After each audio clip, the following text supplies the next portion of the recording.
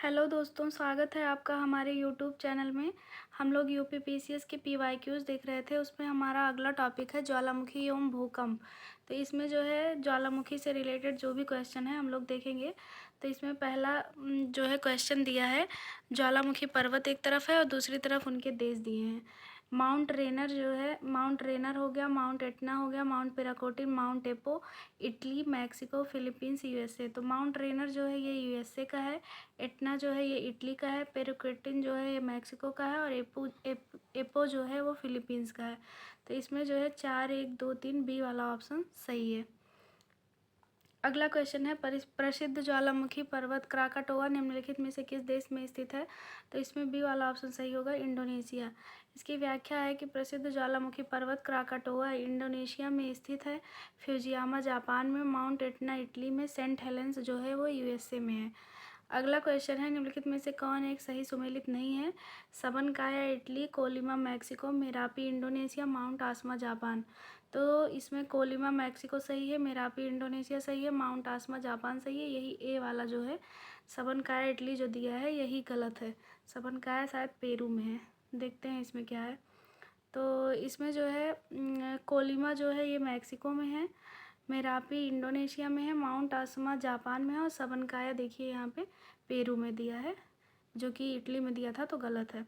अगला क्वेश्चन है, निम्नलिखित ज्वालामुखियों में से किसे भूमध्य सागर का प्रकाश स्तंभ कहा जाता है? तो इसमें सी वाला ऑप्शन सही होगा, स्ट्रोम्बोली। व्याख्या है, भूमध्य सागर में सिसिली के उत्तर में लिपारी द्वीप पर स्थित इटली का स्ट्रोम्बोली एक सक्रिय ज्वालामुखी है। इसे भूमध्य सागर का प्रकाश स्तंभ कहा जाता है। अगला क्वेश्चन है, निम्नलिखित में से कौन विश्व का सबसे ऊंचा ज्वालामुखी पर्वत है? ए है mount Pinatubo, B mount Kilimanjaro, C mount Taal और डी माउंट कोटोपैक्सी। तो इसमें डी वाला ऑप्शन सही होगा, माउंट कोटोपैक्सी। व्याख्या है इसका कि विश्व का सबसे ऊंचा सक्रिय ज्वालामुखी दक्षिण अमेरिका महाद्वीप के इक्वाडोर में स्थित माउंट कोटोपैक्सी और निष्क्रिय ज्वालामुखी एकांकागुआ दक्षिण अमेरिका महाद्वीप में है। माउंट पिनाटुबो की अवस्थिति फिलीपींस में है। अगला क्वेश्चन है, एक तरफ ज्वालामुखी दिया है और दूसरी तरफ उनका देश, इनको मिलाना है। सबनकाया जो है ये तो पेरू में है, मिलाते हैं। सबनकाया पेरू में, माउंट एटना इटली में, मेरापी इंडोनेशिया में और कोलिमा मैक्सिको में। तो इसमें जो है 2, 1, 4, 3 यानी कि सी वाला ऑप्शन सही है। यही व्याख्या में भी दिया गया है। अगला क्वेश्चन देखते हैं, संसार का सर्वाधिक सक्रिय ज्वालामुखी है? Cotopaxi, Fujiyama, किलायू, Vesuvius. तो इसमें सी ऑप्शन सही होगा, किलायू। इसकी व्याख्या है कि विश्व का सर्वाधिक सक्रिय ज्वालामुखी किलायू है, जो अमेरिका के हवाई द्वीप पर स्थित है। ज्वालामुखी भूपटल पर वह प्राकृतिक क्षेत्र या दरार है जिससे होकर पृथ्वी का पिघला पदार्थ, लावा, राख, भाप तथा अन्य गैसें बाहर निकलती हैं। फ्यूजियामा जापान में, वेसुवियस इटली में तथा कोटोपैक्सी जो है वो इक्वाडोर में अवस्थित है। अगला क्वेश्चन है, इसमें भी जो है सूची फर्स्ट को सूची सेकंड से मिलाना है। इधर है एटना, एटना जो है इटली में होगा। कोटोपैक्सी जो है ये इक्वाडोर में होगा। एरेबस जो है ये रॉस द्वीप का है। बी वाला ऑप्शन इसमें सही है, 4, 3। तो वेसुवियस जो है, एक सेकेंड सॉरी, बी इसमें सही है। एटना जो है सिसिली होगा और वेसुवियस इटली होगा, एरेबस रॉस द्वीप होगा, कोटोपैक्सी इक्वाडोर होगा। एटना एटना जो है इटली में भी है और कभी कभी इसमें सिसिली भी रहता है, तो यहाँ पर जो है सिसिली होगा। तो इसमें बी वाला ऑप्शन सही है, Etna Sicily, Vesuvius Italy, Erebus Ross द्वीप, कोटोपैक्सी इक्वाडोर। अगला क्वेश्चन है, निम्नलिखित में से कौन सक्रिय ज्वालामुखी है? एकांकागुआ, कोटोपैक्सी, एटना और फ्यूजियामा।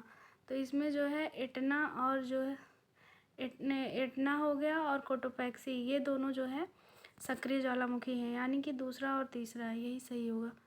व्याख्या देखते हैं, एटना और कोटोपैक्सी जो है ये सक्रिय ज्वालामुखी है, जबकि फ्यूजियामा प्रसुप्त ज्वालामुखी है तथा एकांकागुआ शांत ज्वालामुखी है। एटना भूमध्य सागर में सिसिली के पूर्वी तट पर, कोटोपैक्सी दक्षिण अमेरिका महाद्वीप के इक्वाडोर में और जापान में फ्यूजियामा अवस्थित है। एकांकागुआ दक्षिण अमेरिका के एंडीज पर्वतमाला का सर्वोच्च शिखर है। अगला क्वेश्चन है, निम्नलिखित में से कौन से क्रियाशील ज्वालामुखी हैं? तो इसमें जो है एटना हो गया, एटना होगा और जो है ये किलिमंजारो, एटना और एकांकागुआ, एकांकागुआ भी शांति है। एटना और वेसुवियस होगा दूसरा और चौथा। देखते हैं क्या दिया है। तो इसमें जो है डी ऑप्शन सही है, दूसरा और चौथा एटना और विसुवियस। एटना इटली का सक्रिय तथा विसुवियस भूमध्य सागर का प्रसुप्त ज्वालामुखी है। विश्व की सबसे ऊंचाई पर स्थित जो मृत ज्वालामुखी है उसे एकांकागुआ चिली और अर्जेंटीना की सीमा पर स्थित है। किलिमंजारो अफ्रीका का शांत ज्वालामुखी है।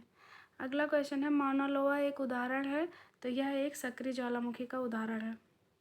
इसकी व्याख्या है माउना लोआ ज्वालामुखी हवाई द्वीप यूएसए में स्थित एक सक्रिय ज्वालामुखी है। सक्रिय ज्वालामुखी में प्रायः विस्फोट तथा उद्भेदन होता ही रहता है। इनका मुख सर्वदा खुला रहता है और समय समय पर लावा, धुआं तथा अन्य पदार्थ बाहर निकलते हैं और शंकु का निर्माण होता रहता है। जबकि प्रसुप्त ज्वालामुखी में दीर्घकाल से उद्भेदन नहीं होता, किंतु इसकी संभावनाएं बनी रहती हैं।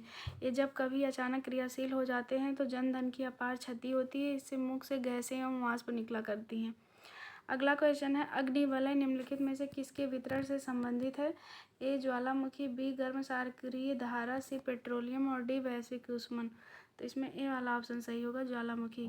अग्निवलय या रिंग ऑफ फायर जो है प्रशांत महासागर क्षेत्र में भूकंप तथा ज्वालामुखी से प्रभावित क्षेत्र है। इस क्षेत्र में विश्व के लगभग 68% भूकंपों का अनुभव किया जाता है।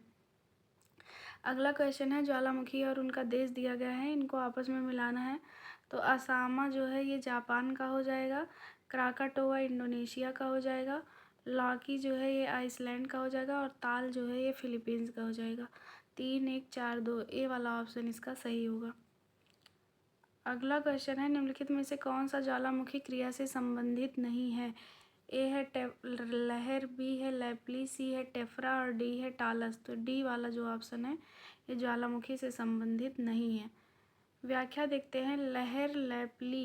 लहर, लैपली, टेफ्रा आदि क्रियाएं ज्वालामुखी से संबंधित है, जबकि टालस जो है हिमानी प्रक्रम से संबंधित स्थलाकृति है। ज्वालामुखी की क्रिया के अंतर्गत पृथ्वी के आंतरिक भाग में मैग्मा तथा गैसों की उत्पत्ति से लेकर उनके ऊपर की ओर अग्रसर होने तथा भूपटल के नीचे प्रविष्ट होने एवं धरातल पर प्रकट होने तथा शीतल एवं ठोस होकर रवेदार एवं अर्ध रवेदार शैलों के निर्माण तक की सारी प्रक्रियाएं इसमें सम्मिलित की जाती हैं। अगला क्वेश्चन है निम्नांकित ज्वालामुखी उद्गारों में से कौन सा सर्वाधिक विस्फोटक है? हवाईयन, स्ट्रोम्बोलियन, वल्केनियन या विदर। तो इसमें सी वाला ऑप्शन सही होगा, वल्केनियन। व्याख्या है इसका कि हवाईयन तुल्य ज्वालामुखी का उद्गार शांत ढंग से होता है तथा विस्फोट बहुत कम होता है। स्ट्रोम्बोली तुल्य ज्वालामुखी हवाई तुल्य से कुछ अधिक विस्फोट के साथ प्रकट होता है। वल्केनियन तुल्य का विस्फोट प्रायः भयंकर उद्गार के साथ होता है, जबकि पीलियन तुल्य ज्वालामुखी सबसे अधिक विनाशकारी होता है। विदर या दरारी उद्गार वाले धरातल में दरार पड़ने के कारण ज्वालामुखी कम विनाशकारी होते हैं। अब अगला टॉपिक यहाँ से हमारा शुरू होता है भूकंप। तो इसमें जो है पहला क्वेश्चन है भूकंप की तीव्रता का मापन होता है। ए है रूलर पैमाना, बी हेक्टेयर में, सी रिक्टर पैमाने पर और डी डेसिबल में। तो इसमें सी वाला ऑप्शन सही होगा, रिक्टर पैमाने पर। व्याख्या है इसका कि भूकंप की तीव्रता का मापन रिक्टर पैमाने द्वारा किया जाता है। इसका आविष्कार चार्ल्स ए रिक्टर ने किया था। यह एक लघुगणक पैमाना है जिसका कोई न्यूनतम और अधिकतम सीमा नहीं है। रिक्टर पैमाने पर अभी तक 8.9 गहनता तक के भूकंप आ चुके हैं। लघुगणक पैमाना होने के कारण प्रत्येक भूकंपीय तरंग के आयाम में 10 गुना वृद्धि प्रदर्शित करता है। अर्थात रिक्टर पैमाने पर 4 गहनता के भूकंप द्वारा भूमि में कंपन 3 गहनता वाले भूकंप से 10 गुना अधिक होता है। अगला क्वेश्चन है कि भूकंपों की तीव्रता मापी जाती है रिक्टर पैमाने में, डेसिबल पैमाने में, पीएच पैमाने में या सेल्सियस पैमाने में। इसको भी अभी हम लोगों ने ऊपर देखा, तो इसका ए वाला ऑप्शन सही होगा, रिक्टर पैमाने में। अगला क्वेश्चन देखते हैं। निम्नलिखित में से किस यंत्र का भूकंप तरंगों के मापन के लिए प्रयोग किया जाता है? सीस्मोग्राम, सीस्मोग्राफ, सीस्मोस्कोप या सीस्मोमीटर। तो इसमें बी ऑप्शन सही होगा, सीस्मोग्राफ। सीस्मोग्राफ का प्रयोग भूकंप तरंगों के मापन हेतु किया जाता है। सीस्मोग्राफ एक ग्राफ आउटपुट होता है। सीस्मोस्कोप भूकंप की घटना या समय रिकॉर्ड करने हेतु एक उपकरण है। सीस्मोस्कोप जो है ये भूकंप की घटना या समय रिकॉर्ड करने हेतु एक उपकरण होता है। अगला क्वेश्चन है पृथ्वी की सतह का वह भाग जिस पर भूकंपीय तरंगों को सर्वप्रथम रिकॉर्ड किया जाता है कहलाता है, तो उसे अधिकेंद्र कहते हैं। ये ARO में पूछा गया है 2017 में। व्याख्या है इसका कि पृथ्वी की सतह का वह भाग जिस पर भूकंपीय तरंगों को सर्वप्रथम रिकॉर्ड किया जाता है उसे अधिकेंद्र या एपिसेंटर कहते हैं। भूकंप भूपृष्ठ पर होने वाला आकस्मिक कंपन है जो भूगर्भ में चट्टानों के लचीलेपन या समस्थिति के कारण होने वाले समायोजन का परिणाम होता है। जिस जगह से भूकंपीय तरंगें उत्पन्न होती हैं उसे भूकंप मूल या फोकस कहते हैं तथा जहां सबसे पहले भूकंपीय लहरों का अनुभव किया जाता है उसे भूकंप अधिकेंद्र या एपिसेंटर कहते हैं।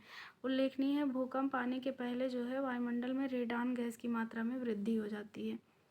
अगला क्वेश्चन है कथन और कारण का। इसमें कथन है परिप्रशांत मेखला सुनामी का अति संवेदनशील क्षेत्र है और इसका कारण है यह मेखला विवर्तनिक दृष्टि से अति सक्रिय क्षेत्र है और विश्व के प्रमुख भूकंपों का स्रोत है।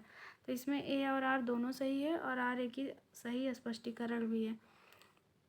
व्याख्या देखते हैं परिप्रशांत मेखला सुनामी का अति संवेदनशील क्षेत्र है क्योंकि यह मेखला विवर्तनिक दृष्टि से अति सक्रिय क्षेत्र है और विश्व के प्रमुख भूकंपों का स्रोत है। अतः दोनों विकल्प सही हैं और व्याख्या भी कर रहे हैं। सुनामी जो है ये जापानी भाषा का एक शब्द है जिसका अर्थ है तट पर आती समुद्री लहरें।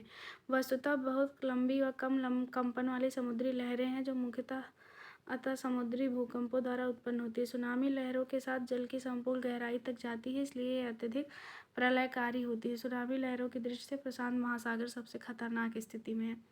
अगला क्वेश्चन है सुनामी मुख्यतः उत्पन्न होती है तो इसमें भी वाला ऑप्शन सही होगा अंतः समुद्री भूकंपों द्वारा।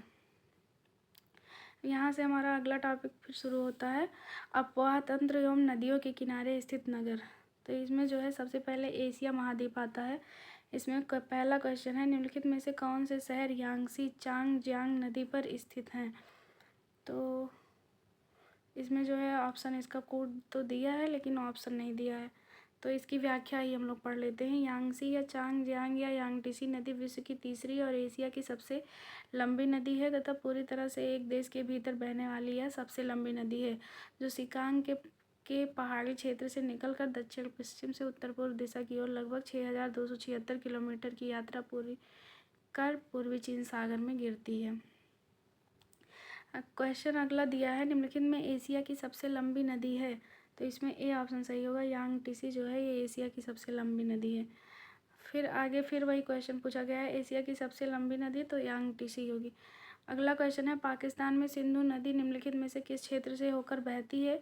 ए सुलेमान पर्वत के पश्चिम से, बी किरथर पर्वत के पश्चिम से, सी हिंदुकुश पर्वत के उत्तर से और डी सुलेमान एवं किरथर पर्वत श्रेणियों के पूर्व से। तो डी वाला ऑप्शन सही है कि सिंधु नदी सुलेमान और किरथर पर्वत श्रेणियों के पूर्व से बहती है।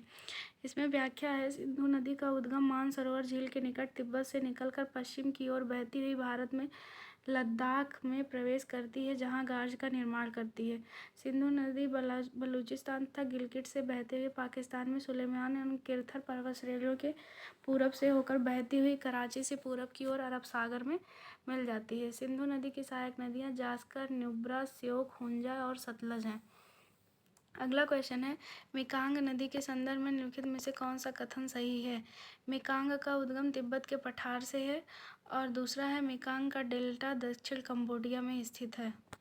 तो इसमें जो है पहला तो सही है, देखते हैं इसमें कौन सा सही दिया है। ए वाला ऑप्शन इसमें सही है यानी कि केवल एक ए वाला ही ऑप्शन इसमें सही है।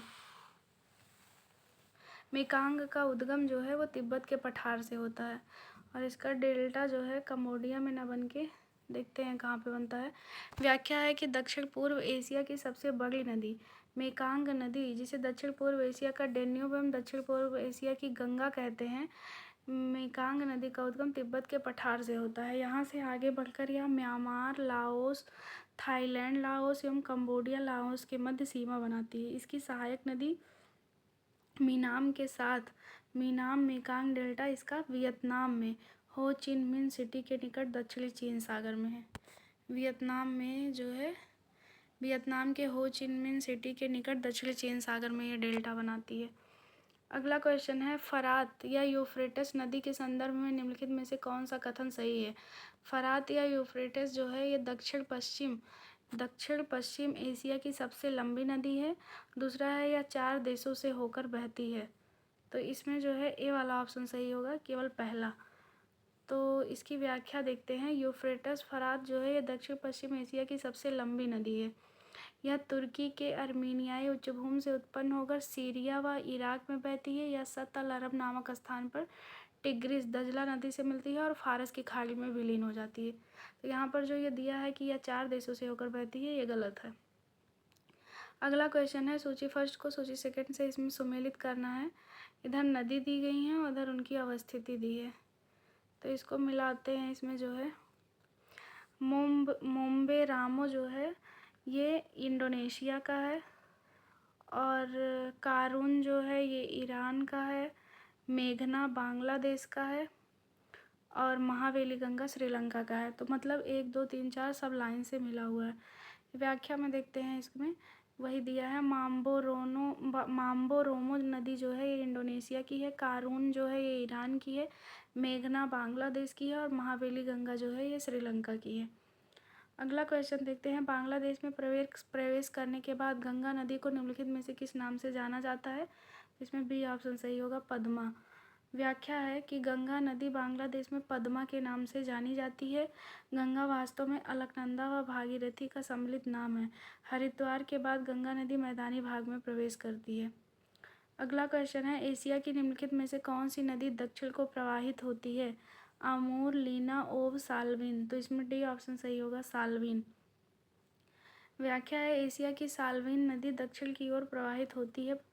इसमें जो है कुछ नदियाँ दी गई हैं और उनके गिरने का स्थान। ओब जो है ये अल्टाई पर्वत से निकलता है और ओब की खाड़ी में गिरता है। आमूर जो है ये सिल्का, रूस, आर्गुन के संगम पर से निकलती है और टाटर स्ट्रेट में जाके गिरती है। लीना जो है ये बैकाल पर्वत रूस से निकलती है और आर्कटिक सागर में जाके गिरती है। साल्विन तिब्बत के क्युनलन पर्वत से निकलती है और मर्तवान की खाड़ी के दक्षिण में गिरती है। अगला है, नदी का नाम और मुहाने पर जलाशय का नाम दिया है, इनको मिलाना है। ओरिनीको जो है, ओरिनीको अंध महासागर में, और नाइजर गिनी की खाड़ी में। वोल्गा जो है ये कैस्पियन सागर में गिरेगी, और आमूर जो है ये प्रशांत महासागर में। तो इसका सी ऑप्शन सही होगा, 3 1 4 2। ओरिनीको जो है अंध महासागर, नाइजर गिनी की खाड़ी, वोल्गा कैस्पियन सागर, आमूर प्रशांत महासागर। अगला क्वेश्चन है, निम्नलिखित में से कौन सा एक युग्म सुमेलित नहीं है? ह्वांगहो चीन, लीना रूस, मेकांग म्यांमार, डार्लिंग ऑस्ट्रेलिया। तो इसमें सी वाला ऑप्शन जो है ये सही नहीं है, मेकांग म्यांमार नहीं होगा। देखते हैं इसमें क्या सही है। ह्वांगहो जो है ये चीन की है, लीना रूस का है, मेकांग जो है लाओस और कंबोडिया का है, और डार्लिंग जो है ऑस्ट्रेलिया का है। मेकांग लाओस और कंबोडिया का है। अगला क्वेश्चन है, ह्वांगहो नदी गिरती है पीत सागर में, चील की खाड़ी में, जापान सागर में, या दक्षिणी चीन सागर में। इसमें बी ऑप्शन सही होगा, चील की खाड़ी में। व्याख्या है, ह्वांगहो नदी क्युनलन पर्वत से निकलकर चील की खाड़ी में गिरती है। ह्वांगहो नदी को चीन का शोक कहा जाता है। ह्वांगहो नदी क्युनलन पर्वत से निकलती है। अगला क्वेश्चन है, निम्नलिखित स्थानों में से कौन सा एक दजला और फरात के संगम पर स्थित है? तो इसमें जो है ए वाला ऑप्शन सही होगा, बसरा। बसरा जो है ये दजला और फरात के संगम पर स्थित है। बसरा दजला एवं फरात नदियों के संगम पर स्थित है। दजला एवं फरात के बीच के भूभाग को मेसोपोटामिया कहा जाता है। इराक देश की राजधानी बगदाद है, जो दजला नदी के किनारे पर बसा सबसे बड़ा नगर है। करबला, अबादान अन्य इसके प्रमुख शहर हैं। अगला क्वेश्चन है, एक तरफ नदी है दूसरी तरफ शहर, इनको मिलाना है। Irrawaddy, Red River, Menam, Mekong. तो इसमें जो है बी वाला ऑप्शन सही है, 3 2 1 4। यानी कि इरावती जो है ये यांगून का हो जाएगा, रेड रिवर हनोई का हो जाएगा, मीनाम जो है ये बैकांग का। मीनाम, एक second, Irrawaddy, Yangon, red river Hanoi, और मीनाम बैकांग, मेकांग जो है वियंतियाने या लाओस। इसमें बी ऑप्शन सही होगा। इरावती नदी जो है यांगून शहर, रेड रिवर हनोई, मीनाम नदी बैकांग, मैकांग नदी वियंतियाने लाओस। अगला क्वेश्चन है, वह देश जो अरी अफवाह का उदाहरण प्रस्तुत करता है? Australia, France, Sri Lanka, जायरे। तो इसमें सी ऑप्शन सही होगा, श्रीलंका। व्याख्या इसकी देखते हैं। आर्य अफवाह का उदाहरण श्रीलंका प्रस्तुत करता है। इस प्रकार की अफवाह तंत्र को अपकेंद्रीय अफवाह भी कहा जाता है। इनमें नदियाँ एक स्थान से निकलकर चारों दिशाओं में प्रवाहित होती हैं। जैसे भारत के जो है प्रायद्वीपीय भारत में नदियाँ रहती हैं, वैसे ही इधर नदी दिया है और इधर इनका देश दिया है, इनको मिलाना है। Potomac, Nile, Tigris, Thames, England, USA, Iraq, Sudan. तो इसमें जो है देखते हैं कौन सा, इसमें मिलाते हैं। पोटामैक जो होगा ये यूएसए में है। नील जो है ये सूडान का है। और टिग्रिस जो है इसमें इराक, और टेम्स जो है इंग्लैंड। तो 2, 4, 3, 1 यानी कि बी ऑप्शन इसमें सही होगा। बी ऑप्शन सही है। पोटामैक नदी के किनारे यूएसए है, नील नदी के किनारे सूडान है, टिग्रिस नदी के किनारे इराक है, और टेम्स नदी के किनारे इंग्लैंड है। और अगला जो है हमारा टॉपिक यूरोप से रिलेटेड आता है। तो यूरोप में देखते हैं, यूरोप में राइन नदी के संदर्भ में निम्नलिखित में से कौन सा कथन सही है। पहला है, राइन नदी उत्तरी जर्मनी की औद्योगिक गतिविधियों के लिए एक महत्वपूर्ण मार्ग है। और दूसरा है, रॉटरडम का बंदरगाह राइन के मुहाने पर स्थित है। इसमें सी ऑप्शन सही है, पहला और दूसरा दोनों सही है। इसकी व्याख्या है, यूरोप में राइन नदी उत्तरी जर्मनी की औद्योगिक गतिविधियों के लिए एक महत्वपूर्ण मार्ग है। रॉटरडम बंदरगाह राइन नदी के मुहाने पर स्थित है। राइन नदी स्विट्जरलैंड में आल्प्स पर्वत से निकलकर जर्मनी व नीदरलैंड में बहती हुई उत्तरी सागर में मिलती है। यह यूरोप की सबसे व्यस्त अंतःस्थलीय जलमार्ग नदी है। यह व्यापार का सबसे महत्वपूर्ण अंतर्राष्ट्रीय जलमार्ग है। अगला क्वेश्चन है, व्यापार का सबसे महत्वपूर्ण अंतर्राष्ट्रीय जलमार्ग है। तो अभी ऊपर हम लोगों ने व्याख्या में देखा, इसमें बी ऑप्शन सही होगा, राइन। अगला क्वेश्चन है, इसमें जो है नदियाँ दी गई हैं और किस शहर के किनारे हैं, इनको मिलाना है। सत अल अरब जो है, सत अल अरब, तो ये जो है बसरा के किनारे है। पराग्वे जो है ये एसेंसियन के किनारे है। नाइजर मतलब इसके पराग्वे के किनारे एसेंसियन शहर है। और नाइजर जो है, नाइजर के किनारे नियामी शहर है। डेन्यूब के किनारे वियना शहर है। तो 2, 3, 4, 1 डी ऑप्शन इसका सही है। सत अल अरब जो है बसरा या दजला फरात, पराग्वे एसेंसियन, नाइजर जो है नियामी, और डेन्यूब वियना। अगला क्वेश्चन है, निम्नलिखित में से कौन सा शहर डेन्यूब नदी के तट पर स्थित नहीं है। तो इसका कोई सही ऑप्शन नहीं दिया है। इसकी व्याख्या देखते हैं। डेन्यूब नदी यूरोप की 5 राजधानियों Bucharest Romania, Belgrade Yugoslavia, Budapest Hungary, और वियना ऑस्ट्रिया, ब्रातिस्लावा स्लोवाकिया से होकर गुजरती है। डेन्यूब नदी ब्लैक फॉरेस्ट पर्वत से निकलकर पूर्व में बहती हुई काला सागर में गिरती है। यूरोप के 10 देशों Germany, Austria, Slovakia, Hungary, Croatia, Serbia, Bulgaria, Romania, Ukraine और मोल्डोवा में प्रवाहित होती है। अगला क्वेश्चन है, यूरोप में 4 राजधानियों से होकर प्रवाहित होने वाली नदी है। तो इसमें ए ऑप्शन सही होगा, डेन्यूब। अगला है, निम्न में से कौन सी नदी भ्रंश घाटी से होकर बहती है। तो इसमें डी वाला ऑप्शन सही होगा, राइन। व्याख्या है, राइन नदी भ्रंश घाटी से होकर बहती है। जब 2 समानांतर भ्रंशों का मध्यवर्ती भाग नीचे धंस जाता है तो उसे द्रोणी या भ्रंश घाटी कहते हैं। संसार की सबसे लंबी रिफ्ट जॉर्डन नदी की घाटी लाल सागर की बेसिन में स्थित है। ओके दोस्तों, आज के लिए इतना ही। Thank you. और आगे के क्वेश्चन हम लोग नेक्स्ट वीडियो में देखेंगे। आपको अगर हमारा ये इनिशिएटिव अच्छा लग रहा हो तो प्लीज़ हमारे चैनल को लाइक, सब्सक्राइब और शेयर कीजिए। Thank you.